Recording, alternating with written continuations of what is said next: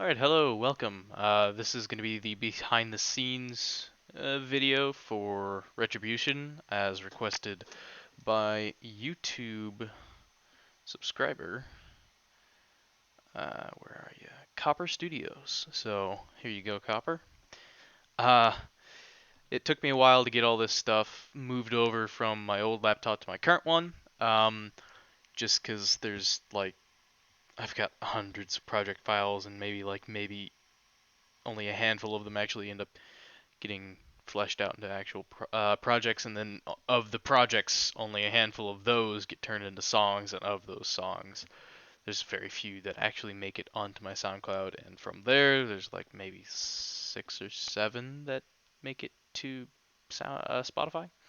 So, as always, the music is available on my SoundCloud and some of it's on my Spotify. If you haven't listened, go give it a listen because a lot of the stuff that I'm going to be talking about is just going to be a whole bunch of nonsense if you have not listened to the original song. So I'm going to go ahead and jump into where I normally start my projects, which is like I mentioned in my Sunset Cruise video. I have a single pattern, which is right here, that has kind of the main theme of the entire track, just kind of all in one. And if you're wondering why everything is so tiny on my screen right now, it's because this monitor is actually 4K, so it's kind of nice, but also makes things a little bit difficult on me. Um, so as you can see, there's a repeat on the drums. Then everything else is kind of set to just go. And so this is actually what you hear. I want to say it's either when chorus 2 happens or when chorus 1 happens. I think it's just when chorus 1 happens, but let me close down that and all the rest of my samples. So that, yep, there we go. So here's what the loop sounds like by itself.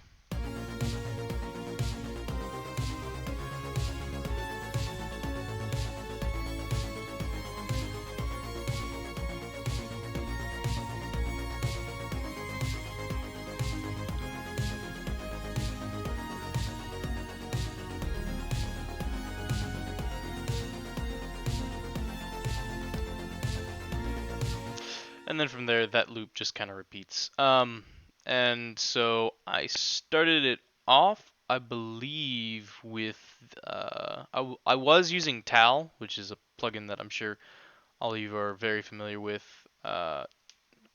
if you've watched my other videos or listened to anything by TimeCop 1983. He uses this plugin quite a lot, and I'm using the same preset that I made for another song that I ended up using in this song and in Sunset Cruise, which is the Looking for Tracy Zoo preset, which is based off of the song of the same name by Carpenter Brut, or Brute, and someone correct me on the pronunciation if I'm incorrect. Uh, Here's what the preset looks like. Also, what it sounds like is.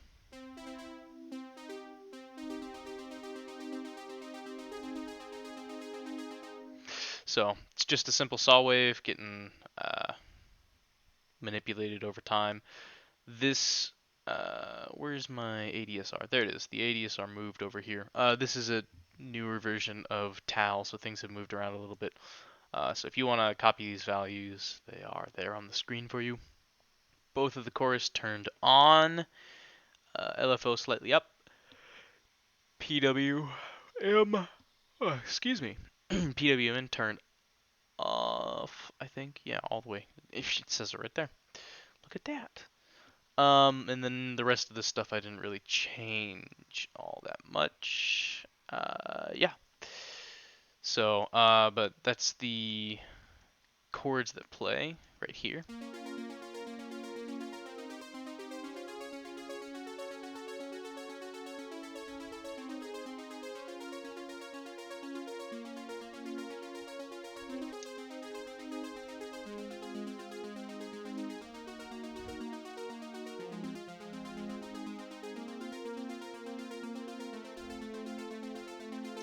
And one thing you'll notice if you go back and listen to the actual song, these two sections rarely actually play together, which are denoted between 1 through 4, and then 5 through 13. 1 through 4 almost always just plays on repeat, so you normally hear this,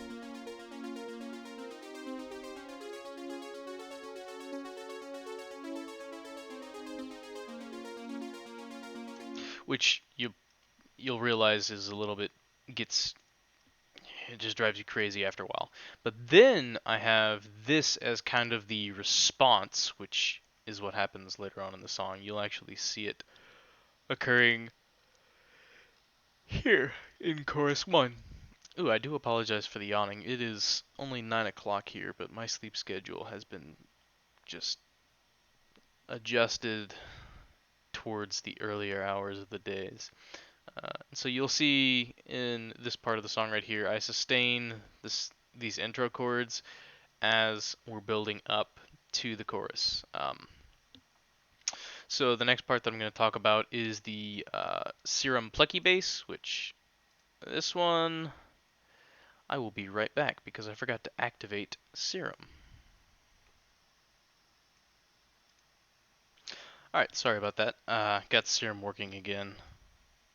Although now everything seems to be really quiet, but that's okay, we can work with that. Let me solo it.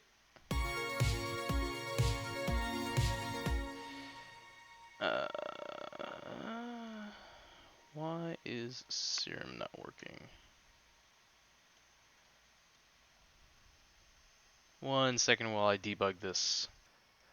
Alright, once again, apologies for the delays. New computers, technical difficulties. The bass is now working as intended if I turn off all the rest of these channels, because if I keep everything else running, it just causes issues. I'm going to keep the drums running, but here's what the bass line sounds like.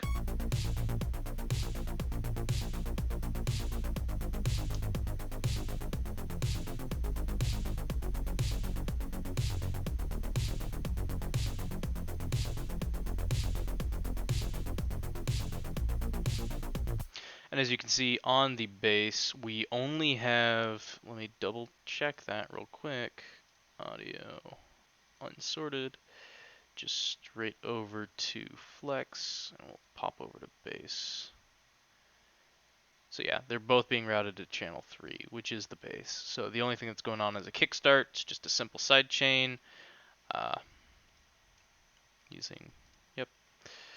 So that means that all of the logic for the bass sound is being handled inside Serum itself. Let me go ahead and make this bigger so that y'all can see it. It'll take it a second for it to actually render because this is in FL Studio's having a lot of fun. So these are almost identical. We got both oscillators turned on. Both have a unison of 5. Oscillator A has a detune slightly lower than oscillator B because oscillator B is operating at -1 octaves and oscillator A is operating at -2. So if I play a C5 and I turn off oscillator B, it's going to be a lower note that you're going to hear through oscillator A versus the higher note. So, and then there's a slight increase in the bend. I don't know how well this will show up on YouTube, but there is, the center is where the tip of my mouse is, and you can see the little dot is fighting to gain control of where my mouse is. So it's raised up slightly, the tension on this. And then we don't have anything going on in the effects, and everything else is pretty much stock on this. It's just a straight up, just a modulated saw wave using the filters. And then, of course, there's the parameter for the low frequency oscillator, how far it travels along the cutoff filter, and then where the center of that filter is located. If you wish to duplicate this, you may. So, and then of course we've got a sub bass running, which is very straightforward. You can't really hear it if you're on speakers, but if you got headphones, you'll probably hear it as well. I'm going to go up a note, or an octave. There you go. And then you can also see the sidechain. So that is the bass line. Let me turn that off. So you've already gone through the ARP, the bass line. One thing that is newer on this song versus other songs is that I'm using Flex in this one. So we'll pop over to Flex Lead, wherever it is. Here we go. And Flex is a newer program that is straight up free from FL Studio if you have the Producer's Edition. I don't know what other editions it comes with, but it's working for me. This is using a built-in preset to Flex under the installed pack of ArcSun Cityscape called Dystopian Lead. This is the one that sounds very much like Blade Runner-esque. A lot of distortion, a lot of modulation in the frequency, and that is what we get here. So, and you can also see that I have the intro being reversed inwards. So if we actually play it from here and I turn the drums off,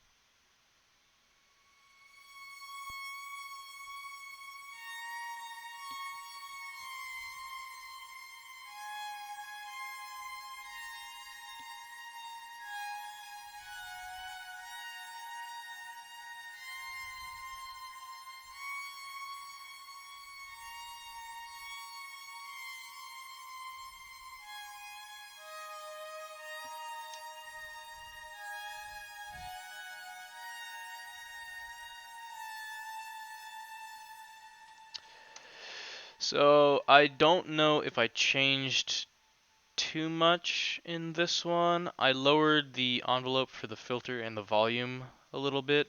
Envelope, however you want to pronounce it. I think I boosted the reverb as well to 35%, and these are at 39% each respectively. So that's that. Uh, Now we're moving on to the last boring part of the song before we get into the nightmare that is the hyper sounding bass. And the last boring part of the song is going to be the organs, because the organs are just straight up. It is. Again, apologies for the yawning. It is a M1 emulation from Korg, just running organ 3 with a couple of different presets going on. I also forgot to show you for the Flex Lead, there's a sound goodizer, but it's turned off. Uh, TalArp only has the sound goodizer as well, set to A. So that's for the TalArp, the looking for Tracy Zoo. Flex Lead, sound goodizer turned on. So the M1 organ, we've got a sound goodizer set to preset A, only turned up to about, looks like a little over 20%. A Tal chorus, this is another thing that I've used before. I've only got the second one turned on. And Isotope Vinyl, this is a plugin that is free. I'm only using a very small amount of warp depth. You can't really see it very well because the, like I said, 4K screen, so it's showing up kind of hard to show up on this, but the warp depth is up slightly. I'm using the wave modulation with the deep groove going down, and the modulation itself shifted all the way to the left hand side of that table. And so that sounds like this whenever I play a C major on the organs.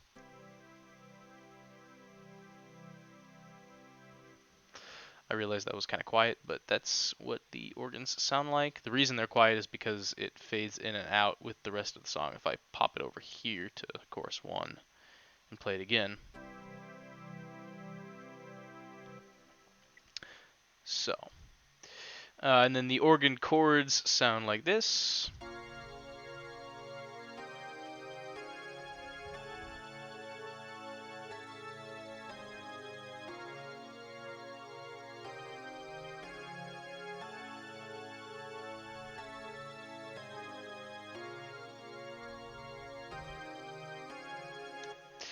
And yep, that's kind of basically all there is to it. There's of course a bunch of filters going on in the beginning of the song which change the sound of the organs. So if I pop over to here, you'll get the full sound of the organs.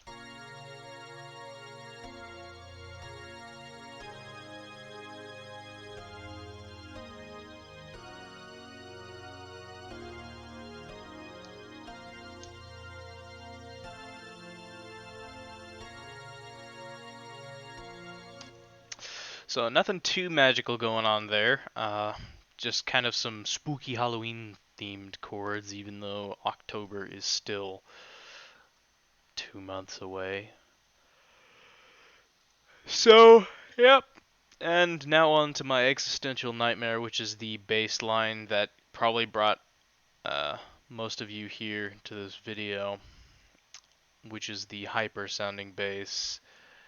So I'll just skip straight to the drop so you can hear what it sounds like, and we're going to turn the drums on, because why would I not have drums on for this part? So obviously if you've listened to the song, you probably know how this part goes.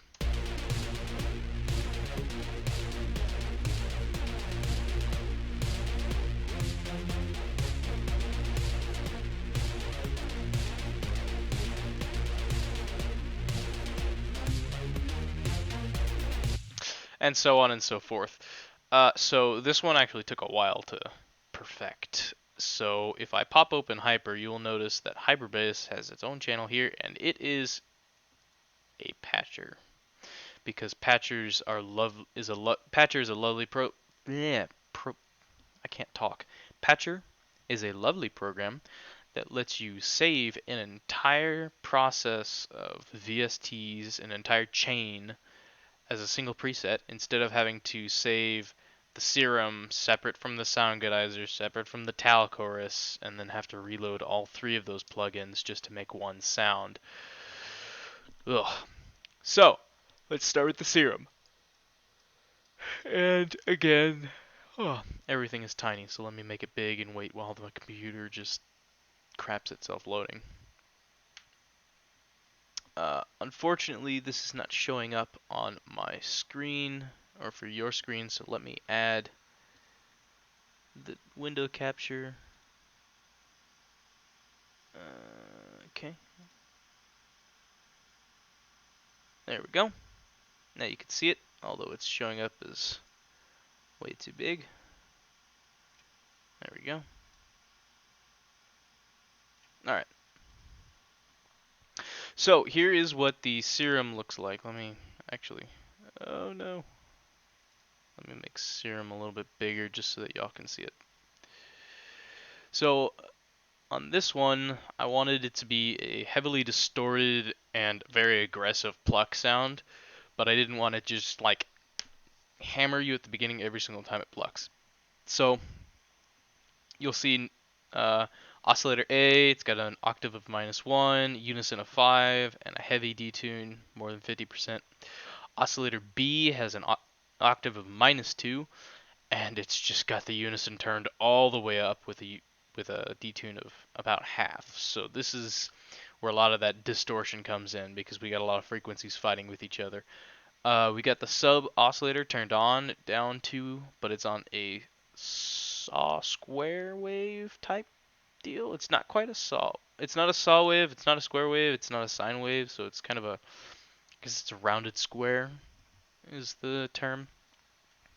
And you'll notice the filter has all three of those being manipulated by LFO1. We've got it just straight up turned up all the way. So it's going through this entire frequency range, cutting them off. And if I don't stop that, it'll keep playing, unfortunately, because we have the LFO set to an envelope instead of trigger, and it's not going to be going based off of the beat, but it's going based exclusively off of the MIDI source that we pass it over here, which you can't really see because I've still got the serum open, but the MIDI source that's over here, right there. So let me bring serum back to the center. So there's a bit of other stuff going on behind the scenes in the background of this. We've got a distortion, which is really what's giving it that sound. So if I turn the distortion off, and the compressor, the distortion and the compressor are the two big ones. You just got the saw wave with the reverb. So if I play a C, nothing too special. I turn the distortion on,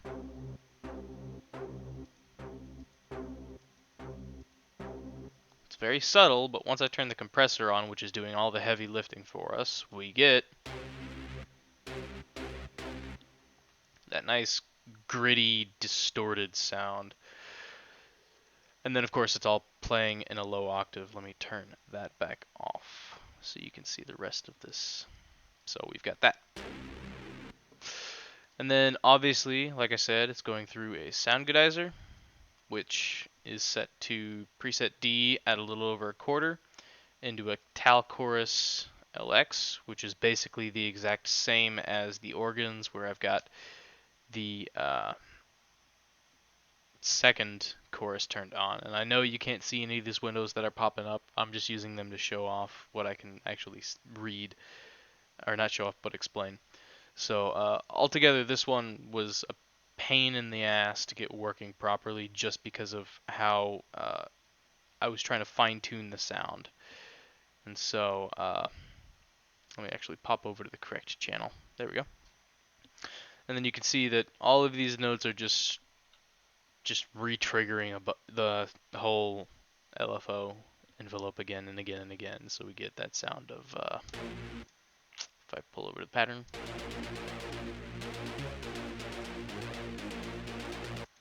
although right now it's not playing the audio of the low end because we've got the filters up here in track 1. So if I play that again,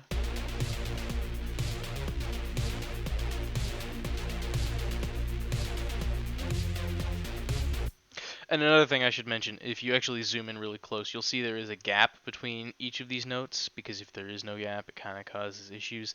And then this note right here and this note right here are offset ever so slightly, but it causes that pitch bend.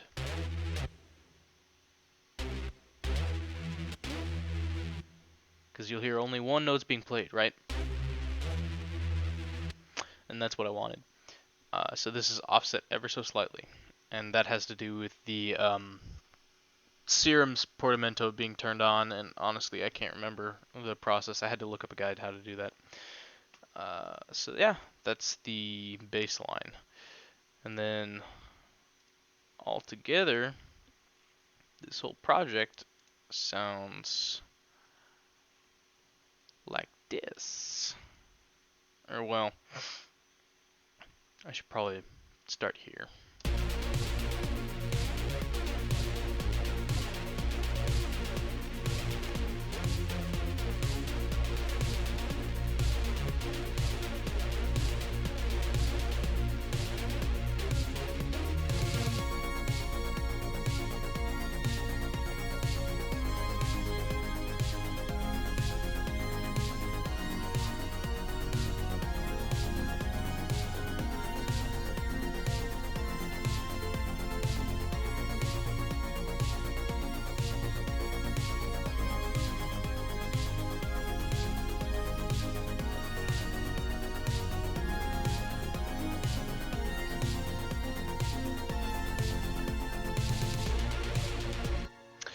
Yep, that's basically the song right there. And then of course there's a little variation. You'll see there's flex lead and flex lead 2, where I actually go up higher right here on the second part.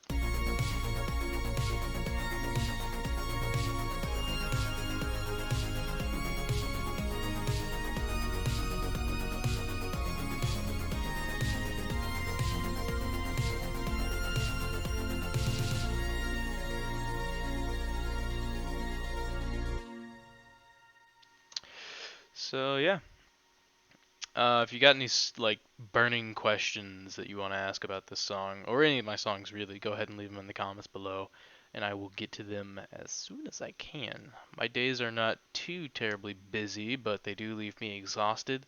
Can't tell you what I do. That's for me to know, unfortunately, and it's also private. But if y'all have any questions about the songs or any music or anything like that, I'll be able to answer them. I don't have the file for Stardust on this laptop or on my old laptop. That's on my desktop, which is in another location, and it would take way too much time and effort logistically trying to boot that desktop up and transfer the file over here. So unfortunately, Stardust is going to be out of the question for a behind the scenes video, but hopefully you enjoyed this video. If you did, leave a like or not. I don't really care either way. I'm not in this for the money. In fact, honestly, I'm hoping none of my videos have ads on them, even though YouTube probably puts ads. I do this for my own enjoyment and for the enjoyment of you guys.